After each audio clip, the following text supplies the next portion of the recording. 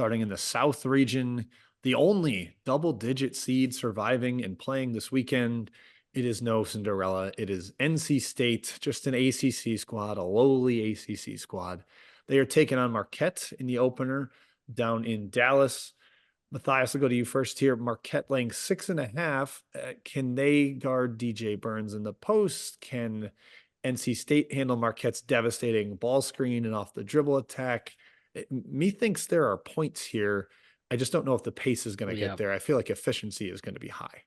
Yeah, I agree with that. I don't worry as much about the Marquette guarding Burns. I worry about them getting just curling the glass. Burns is a part of the offensive rebounding attack for NC State, but as a team, like the Wolfpack aren't some crazy glass crashing team. So like that's my biggest concern with Marquette defensively. Like I know they're smaller, but they got Chase Ross back, Kolek's back, and the pressure on the perimeter is still really good, and they're still sound defensively. The question with them is, can they corral misses and get out in transition and get the offense going? Like that's where I think Marquette, like their defense does really fuel their offense. Shaka always says that cliche, but from them, like the way they play, it really applies. The other concern here is like, I'm just looking at NC State. Like, I don't want to over examine the path to get here in terms of assessing, is this new version of them a real version? But they did beat a pretty brittle Texas Tech team that was kind of been running on fumes the last few weeks.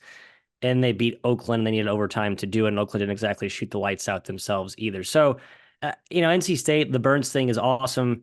Part of me is like, okay, I look at that path and I'm not super convinced. But then I also look at this team, Kai, and I see like a team that has a really high ceiling just because of the Burns factor and how dynamic he is, but also their guards can take and make tough shots. It's why they've, it's burned them plenty of times in ACC play, but they can play to a pretty high level. They can rise their game.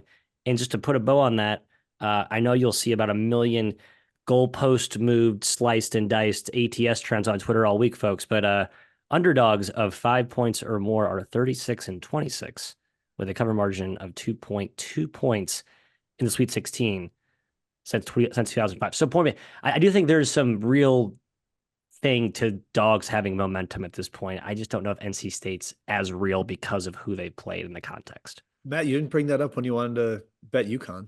You don't Right, exactly. So the key is Jim handicapping and doing content shows is mentioning points that support your point and then conveniently just ignoring the other ones. That's brilliant work by me. Brilliant work by me.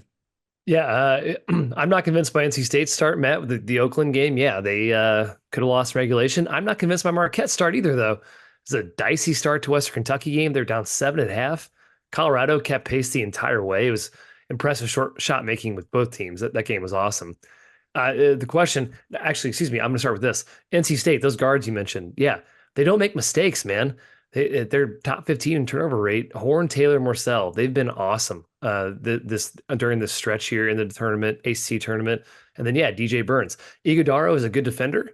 He's giving up a lot of weight. He's giving up 60 pounds-ish to Burns. Not many guys can stop him. NC State plays through Burns. He's a great passer. Heavy ball screens, heavy post for Burns. I would expect Marquette to extend zone looks, extend their three-quarter pressure into a half-court setting, but not sure about that, obviously. NC State has been bad at guarding ball screens. That's kind of Marquette's bread and butter. Tyler Kolek, obviously the best, well, maybe not obviously, but I'll say one of the best point guards in the country right now. Jim, of the total aspect, I do kind of agree with your over edge. It seems like efficiency will be high for both teams here. I think NC State, at the end of the day, is a little bit easier team to game plan for. So I lean towards Marquette. Yeah, I like Marquette too. I know Colorado kept that game close and ended up landing at 4, but that felt like a little bit outlier shot making from Colorado in the stretch down the second half. Marquette, Kolek was really controlling the game. I don't think he made a jumper the entire game, but he had like 20 points, just completely controlling pace, getting downhill to his left hand when he needed to, getting it off the glass and finding open shooters or open drivers. As we mentioned, the efficiency stuff, Marquette's 47th percentile nationally defending post-ups. I think Burns could give them serious issues there. And if Iguodaro gets in foul trouble, that's a problem. I think Marquette will double just to avoid the potential for foul trouble. And then the other end, NC State 28th percentile defending pick and roll ball handlers. Like a lot of that has to do with Burns moving in space and not really being able to handle that. We know Marquette is one of the most lethal ball screen offenses in the country. They can invert that with Iguodaro as the ball handler and Kolek screening for him. Porcola trying to screen DJ Burns. Good luck, bud. Don't get run over. But yeah, I see plenty of routes to efficiency on both sides, but especially Marquette. I think they're going to score. I lean that -6.5 in the early tip in Dallas. The Are we worried nightcap. about, real quick? Sorry, Oh, go I ahead. just hit me, just kind of like aha epiphany. Michael O'Connell. I know he's played well lately, but look who he's played well against. Like Michael O'Connell against pressure, like real pressure. Yeah, he had a nice game against Oakland's, whatever zone. Like I'm looking at his worst games of the year. Texas Tech, goose egg. He played actually really well. They actually gave it 6 assists. But like his worst games have clearly come against bad teams. I mean, good teams.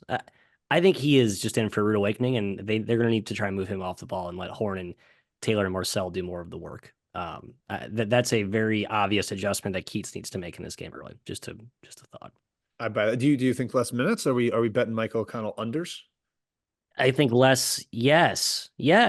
Thank you. It's There a he prop betting is. show, Jim. Very good. Except if you're Jonte Porter, don't close your ears. But yes, I agree with you, Michael O'Connell. I think he will be reluctant or relegated to a lesser role in this game. Valid point.